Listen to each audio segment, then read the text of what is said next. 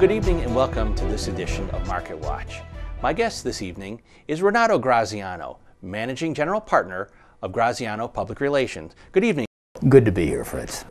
I have a couple questions for you, and what comes to mind first is how the changing media environment is creating some challenges for the public relations profession.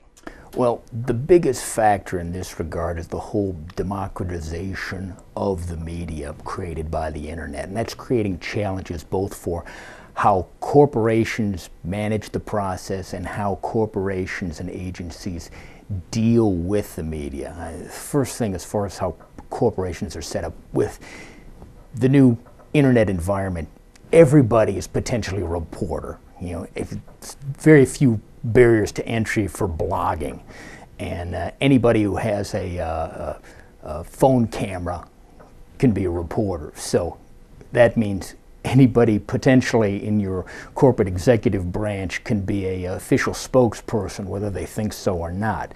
If you're talking at like a third level trade show in a breakout room or something like that, somebody says something that's not well thought out, well, it's instantly around the world and out there forever. So that creates challenges as far as making sure that your corporation, your whole executive branch, is on the same page as far as what the message is in any particular environment. Also, it creates challenges to make sure you have the right designated spokesperson for particular situations. Now, as far as media outreach, we're seeing now the internet kind of destroying a lot of the business models for different media outlets. It's something that we've seen in areas of trade media, since I started back in the 80s. But now it's affecting things like newspapers, news magazines, television, radio. And with that business model being challenged, the revenue sources being compressed, it means you've got a lot less reporters, editors dealing with the same amount of news. So there's kind of a sensory overload situation going on here.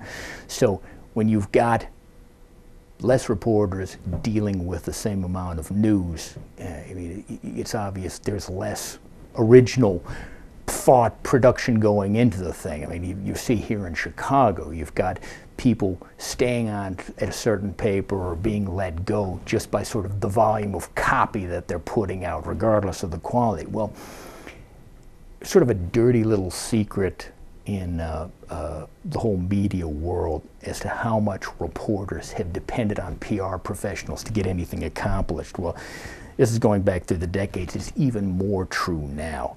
The public relations professional who produces the kind of compelling content that is going to be recognized by these reporters, that's the public relations professional who's going to break through the spam filters, who's going to avoid the delete button by the reporter. The public relations professional who spends the time to build those relationships is going to have a direct line to these overworked media, and it's going to have a big advantage in establishing a superior mind share. Renato, what role should bloggers play in a company's public relations strategy?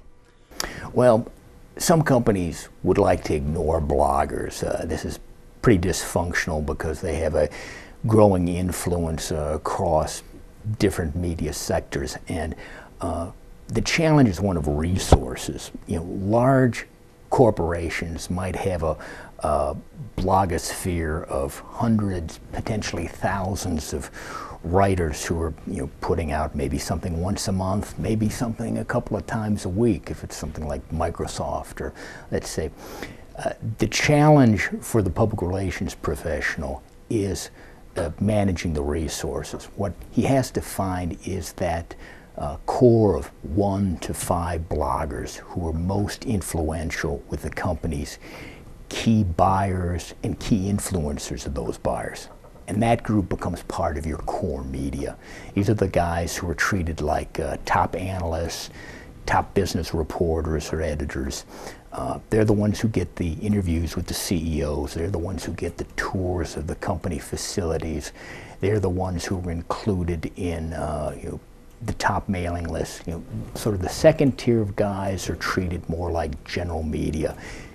Yeah, they're on the mailing list, but the interviews they're going to get first will be ones with marketing personnel. How should analyst relations be integrated into the PR mix? Analyst relations is best integrated into the PR mix early. There's two functions that are important for corporate and agency people as far as analyst relations is concerned. The first is, we're getting back to that whole overworked reporter paradigm. Analysts are sort of the reality check for reporters. You've got more reporters covering technical or business stories that maybe they've never written on, or maybe they write on it once or twice a year. They don't know the minute-to-minute activities in an industry. So they have to go back to the analysts and ask them, is this really true, what this company's saying about the product, how they're changing their business processes, their position in the industry.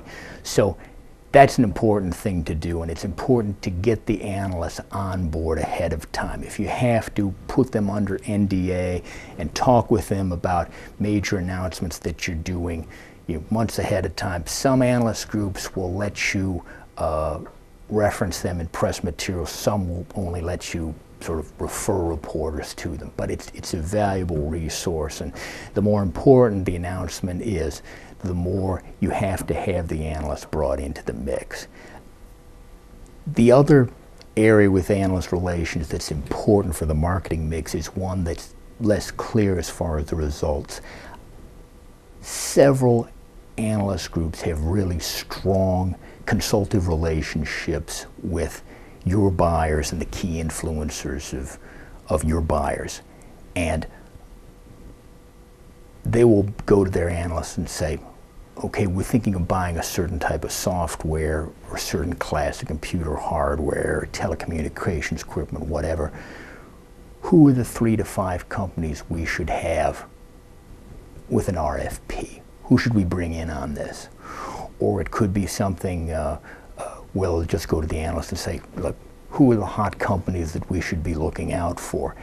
And the impact of this may not occur for months. You may have a piece of business come in almost over the transom and you don't realize it, but it'll be because you have these strong relationships with your key analysts, and you've built the segments, you've done the investigation to know who these key influencers are in the analyst community. Well, that's fascinating, Renato, and I want to thank you for joining us this evening. Our guest tonight has been Renato Graziano, Managing General Partner of Graziano Public Relations.